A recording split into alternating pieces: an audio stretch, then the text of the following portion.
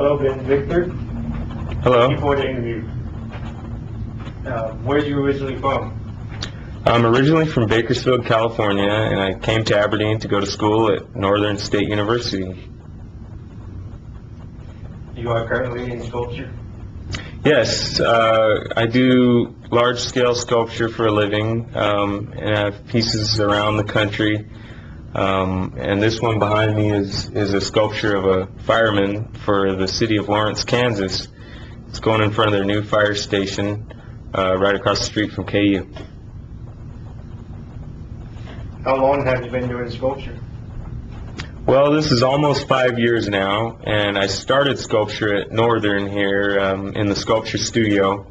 About 5 years ago I took Sculpture 1, and I just really enjoyed it, and it came really naturally to me, and it kind of blossomed from there. After I did the first life-size piece, I was awarded the commission through the Aberdeen Regional Airport for the 3 sculptures in front, and that really helped me get a good start to my career. And now I'm artist in residence here at Northern, and I work full-time on sculptures, I guess, of all sizes, large and small. What kind of style is your sculpture? I would say my style is classical figurative sculpture. It deals with the human figure mostly. I did one wildlife piece, the wolf, for Northern State's Barnett Center, and that's hanging on the east wall there, where they put in the Hall of Fame board, the NSU Hall of Fame board with all our athletic Hall of Fame. But for the most part, I deal with the human figure, and I try to show the figure in a classical manner with a high amount of detail and a realistic tinge to it. Like this firefighter here has a really high amount of detail. You can see along the piece the seams, and all the equipment is handled in a mostly realistic manner. And I like that venue because I think it really speaks to people. I think that a person doesn't have to have to be educated for years and years in the arts to come in and appreciate the type and style of artwork that I do. They can look at it and it really speaks to them, and they see the concept. And the concept for this piece has to do with courage and bravery. And you can see the look on his face. He's ready to go into the fire to save a life. And that's what I was trying to convey with this sculpture. What do you like about the sculpture? I really enjoy sculpture because I think it can say things that words or writing can't. I think the visual arts in general are a great way to be a universal communication. They can speak to people of all walks of life, of a diverse background, and really are left open to interpretation a lot of times. So although the artist is always going for something and usually has a goal with the concept of the piece, it's going to be interpreted differently by different people. And so I think that's very important, and that's one of the reasons why I enjoy what I do so much. Is all your sculpture locals? No, I do have quite a few pieces here locally. There's 2 coaches, Walks and Swisher, that are installed here with NSU. Nora Still Evert is another relief sculpture that I have in the Barnett Center, along with the wolf that I mentioned. But I have pieces all across the country. One will be in Kansas, and I have a piece going into the state of Iowa, Washington, D.C., California, and Nevada's capital as well. So I have sculpture all across the country, and hopefully I'll be able to put in a lot more pieces as I continue in the years to come. Do you have your own equipment? Yeah, I do. I've bought a lot of equipment and things for creating the sculptures, but the space that I use is actually right here at Northern in Lincoln Hall. It was really great of Northern to keep me around and as artist in residence here, and I feel like I can help the students and be a real asset to the school like that, and at the same time it benefits me to have a nice big space to work and to be around the great people here, you know, the staff and students. I just enjoy it so much here at Northern that I can't imagine ever wanting to leave. So. Is it easy to obtain in Aberdeen, or do you buy it online? Most of the things I can get here in Aberdeen that are for the creation of the sculptures. I order the clay through a company in California, and it's pre-made. It's a really nice brand of clay, but because we don't have a clay company here in Aberdeen. But most of it, like the metal and the wood and those types of things, I can get right here in Aberdeen. And a lot of the bases, the wood bases, I'll have made here, and the granite bases too, I'll have made here, and employ a lot of the craftsmen and skilled workers right here in Aberdeen. So how do you feel about your level right now? I feel good. I'm not sure that in the arts that there's so much of levels as much as there's just growth. You feel like you're growing in a certain direction, but you don't know if that's necessarily towards a definite goal. I think all artists grow their whole life. Hopefully, you know, the greatest artists kept continuing to grow and change, and their work changed with them. But I don't necessarily think of it as looking towards an end as much as just enjoying the learning process. So I feel like I'm always learning something new about sculpture and about the figure, and definitely on this piece about the history and the equipment that I have to deal with on each piece. I learned so much about the technical aspects of what a firefighter does, and the type of equipment and clothing that they wear to do their job. So it was really exciting and interesting. What was your first sculpture? My first life-size sculpture was a sculpture of Samson, and it was right here in the Northern Sculpture Studio. And my professors were just great, very supportive, and helped me along the way. And they kind of were a little worried that I wanted to start with a life-size piece, that I was maybe biting off more than I can chew. But they were just helped me along the way, and were really excited when it did work out. When the piece turned out pretty good, they just really were the first ones to give me a pat on the back. So had a great time on that piece. Are there many people in sculpture? Yeah, there's quite a few sculptors around the nation, and if you go to some of the larger shows, you get to meet a lot of sculptors from around in all different places, even around the world. But there's not too many that are doing high-quality figurative work. High quality work that deals with the human figure. Mainly because it's a very difficult thing to do. It takes a lot of work and a lot of time and effort. And I think that's where I've kind of found my niche, is that there's only a few of us around the country.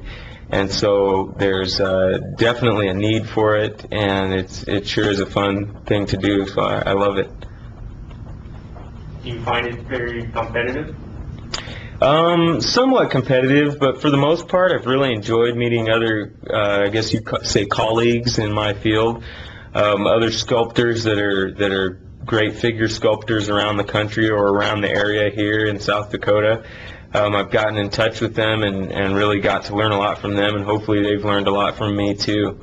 And so it's really an enjoyable thing, and I don't feel like the sense of competition is as direct as it would be in other fields. When working with sculpture, does it make you feel comfortable? Yeah, it certainly does. It's the type of thing where you can get into it and just lose yourself in the work. And so I feel most comfortable when I'm in the studio working on a piece. Is it good exercise? Yeah, it is, actually. That's a really good question. It's very good exercise. It's a workout, really, to work on a large piece. I mean, you're working your forearms and hands, get sore in your hands, and it's just a lot of handwork with all the clay that I use. So. Now, as I understand, you're working in the studio, so what do you call it? The studio here is in the basement of Lincoln Hall, so it used to be the old dining hall, and it's just a great little space. It's quiet, and it's kind of hidden away, but yeah, I just, kind of call it home, I guess, because I spend most of my hours here in the studio. Do you do original production? Yeah, each piece is an original production. Some of the pieces are limited editions where I'll cast more than one piece from the same mold. But certain pieces, like the airport grouping, the three soldiers at the airport, will be one of a kind. There won't be any other castings with those three in the same grouping. So it's always nice to do a one of a kind. How long does it take you to install those three pieces at the airport? Those pieces took a period of 3 years of my life, and it was just such a rewarding and fulfilling 3 years. I started on the first piece while I was still here at Northern. The second piece, I just had finished my senior year at Northern, and the third piece, I was just kept around as artist in residence. So all 3 years were here at Northern when I worked on the sculpture, and we had great dedications with the veterans there, and it was just so wonderful to be able to thank our veterans with that memorial. It just meant so much to me, and I hope that it meant just as much to them, and I think it did. Have you done much traveling? Yes, this line of work has definitely brought me into a lot of places around the country, and I've traveled everywhere from Washington, D.C. all the way to the California coast, and just about everywhere around the country for my works, installations, dedications, and for design meetings. And so it's really been just something else to be able to see the country, and a lot of it I've driven, so it's been really fun. You want to talk about your currently piece? Yeah, this sculpture, like I said before, is Firefighter, for a monument to firefighters in Lawrence, Kansas. They have a brand new fire station there, right across from KU, and they decided to hold a national competition to find an artist, a sculptor, to do this monument. And it was really something else, when I came in there, and there was originally like 80 applicants, and then they worked it down to 6 finalists, and I was one of the 6, and we each brought in a scale model of what we wanted to present for our work. And I brought in a smaller version of this firefighter, and when I got there, it was really neat because I got to meet a couple of other colleagues, one in particular that I've always admired his work, and he's from Lawrence, Kansas, and so it just was it was kind of neat to hang out with them and meet them, and it was just an added bonus that I came out on top, and that they enjoyed my piece enough to want me to do the large-scale monument. And so this is the monument to firefighters, finished in clay. He's almost 8 feet tall, about 7 foot 8 inches, and he'll be cast in bronze now, and then dedicated in front of the building probably in mid-January. Is all the work is individual work, or there's other sculpture that work with you, or installation, anything like that? All of the sculptor's work is individual. Like, I complete this piece entirely myself, but then when the piece is cast in bronze, it does take a team of workers to pour the metal, to make the molds, to pour the waxes and things like that. There's quite a few people that go into that process, and they're each experts in that portion of the process.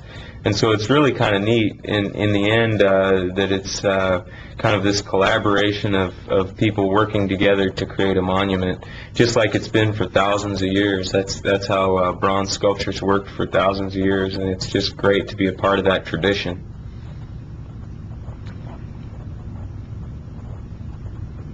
Is there any recommendation for future sculpture at Northern? Yeah, if I had to recommend something for future artists and sculptors, it would be to really follow their creative impulse, follow that creative energy, and just do it, you know. One of the things that I think a lot of artist friends, especially younger artist friends of mine, have is they have problems getting started. You know, they'll have a great idea, load or something of that nature will make them a little standoffish of really going after that concept and finishing it out. And I think that if I could encourage them to just go for it and do those dreams that you have. When you dream something up, when you visualize a concept, go forward and do it. Create that piece. I think that is the best and only way to be happy as an artist. You have to create the pieces that you're visualizing so that you can see them fulfilled and so that the world can enjoy them, because that's what art's really about. Do you help any students in this here at Northern? Absolutely, yeah. Mostly on a one-on-one basis. I don't teach any classes here at Northern, but a lot of them will come in and they'll have questions about what it means to be a professional artist and how you can not only create your work, but how can you promote and sell your work. Because let's face it, if you can create a wonderful work of art, but if you hide it off somewhere and nobody sees it, and people aren't buying that work, then you're not going to be creating for too long, because you're going to have to get another job. And so I try to encourage the students that yes, you can go into art and you can use your talent and ability as a profession. And also I'll work with them on drawing. You know, a lot of them are into realistic drawing or realistic sculpture, and they'll come in here and ask some questions about the human figure, technical questions that I feel through my studies I'm most capable of answering. If there's anything else you want to add? Well, there's exciting projects coming up. I'm working on a monument to Belle Bab Mansfield, who was the first female attorney in the country for the state of Iowa, and it was really an honor to be chosen to do that project by the First Lady of Iowa, Christy Vilsack. And I got to go down to Mount Pleasant and meet her and enjoy her home and enjoy the town and the college where the piece will be placed. And that piece will be 8 feet tall, so it's going to be even a little bigger than the Firefighters, so I'm sure it'll be a challenge. And I just can't wait to get started on that one. And then also I'm working on a couple of relief panels for the city of Sioux Falls, and those will be relief sculptures that'll be on either side of the Gateway Arch on Phillips Avenue as you enter the falls from Phillips Avenue. Do you want to talk about the Sarah Winnemucca sculpture? Yeah, Sarah was such a neat lady. She was a very important woman in U.S. history. The first Native American woman to write a book in English, which is a huge accomplishment in and of itself. But Sarah also stood for human rights and spoke in Washington, D.C. on her people's behalf, the Northern Paiute people. And so when I entered the competition for Sarah Winnemucca, I really didn't think in my wildest dreams that I'd get to actually do the sculpture, and I was still a student at Northern when I entered the competition. The sculpture, once it was completed, was installed in the National Statuary Hall in Washington, D.C., and we had the dedication in the Capitol Rotunda in Washington, D.C. And I mean, you talk about a humbling experience. That was just amazing to be in there and be next to Houdon's sculpture of George Washington. I mean, like all these guys, Daniel French, guys I studied in art history here at Northern, to get to see their work up close and not only see it but have my piece next to theirs was incredibly humbling and exciting. And so to be involved in that meant a great deal, not only for my career but for history's sake. You know, that's something that will always be there. And we installed one sculpture in the U.S. Capitol, and then the second cast in Nevada's state capitol, and then various smaller castings, half-size sculptures around the state of Nevada. So I think in all there's like about 20 Sarah Winnemuccas around Nevada and in Washington, D.C. So it's just incredibly exciting, and I got to meet like Senator Harry Reid and Governor Gwynn and Congresswoman Shelley Berkeley and all these important people in the country that I guess kind of a student that goes to Northern here, you just don't ever dream that something like that will come to you and happen to you, and especially not so soon in your career. So it was definitely an exciting and enjoyable experience, and hopefully there will be more experiences like that to come, because I just can't express how wonderful it was. How do you come about getting this sculpture decided? Well, the Sarah Winnemucca Commission came about through a lot the same as the Firefighter Commission. They had a competition. It was a national competition, and from a large group of artists, I can't remember, but I think it was about 80 to 100 artists that applied. They got it down to 4 finalists, and I was one of those finalists. And so my junior year at Northern, I brought out a 3-foot maquette, a scale model, out to Carson City, Nevada, and they judged the model. And First Lady Dee McGuinn, Nevada's First Lady Dee McGuinn, was chair of the committee. And they had various people from the arts community and from the business communities on the committee that chose the sculptor to do the piece, and they liked my piece the best, and so I got to do the large scale piece. And it was just it just hit me at that moment when they decided on my piece that that this was definitely going to be a milestone in my life. And it's just been such an honor, and it was also a lot of work to create that sculpture with all the fringes and beads on her Native American dress. It was quite a lot of work, but every moment of it was worth it. Any other additional thing that you'd like to add? Well, I just hope that the piece spawns interest from people to study who Sarah was and what she was about, what she stood for.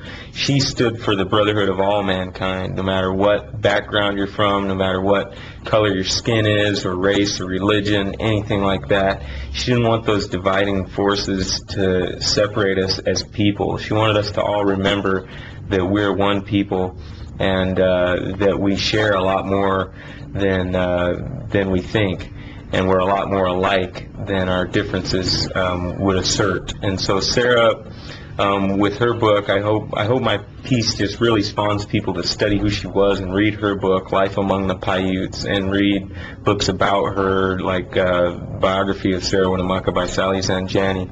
Because I think if people study her life, it really will change their life and will change their outlook and how they look at other people who they consider different than themselves. Thank you. Thank you.